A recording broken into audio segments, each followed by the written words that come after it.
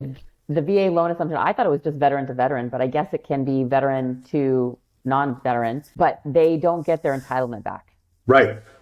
So that was like the interesting part for me. I was like, well, why would you give it up? When in what case would you say, I'm willing to just leave this? I don't think it's doable. They don't get their entitlement back because a non VA eligible borrower assumed the loan. So sometimes they might have a partial entitlement left over for their next property, right? So because they're selling their house, they're getting a big chunk of cash. Yeah. And they might have a little bit of eligibility on their certificate available. So because they're putting a big down payment on the next property, they may not care as much about having all of their entitlement back. Sometimes that's the case. We also have to be careful that when an assumption takes place, that the seller gets release of liability. Per the VA guidelines, the notes, it says that they're not guaranteed to get release of liability.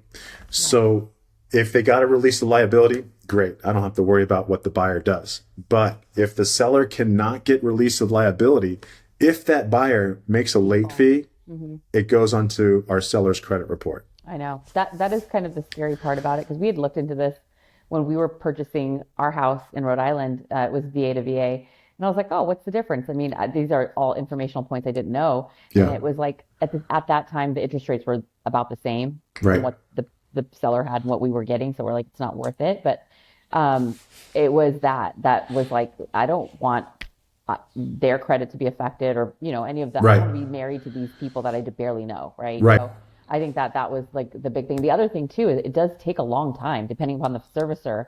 Yeah. Like you have to have a long runway, and this is what I tell my sellers. Like they have to know that they would be willing to do the VA loan assumption, find the right particular buyer that's going to want to bring that cash to close, and then know that they're going to have to do a lease back particularly, and then basically wait until everything's settled on the closing side before they could actually hand over the keys. And that could take 90 to 120 days. Yep. And I've been hearing that as well. So definitely the sellers and the buyers have to know that and just be patient, because if the seller needs to sell, you know, keep using a new VA loan or even a conventional loan. We're closing escrows in 2 to 3 weeks. With our same day mortgage, we're going as fast as 10 days. Sometimes an assumption isn't the right play. Yeah. But at least we visited that because it would ultimately help save the buyer some money.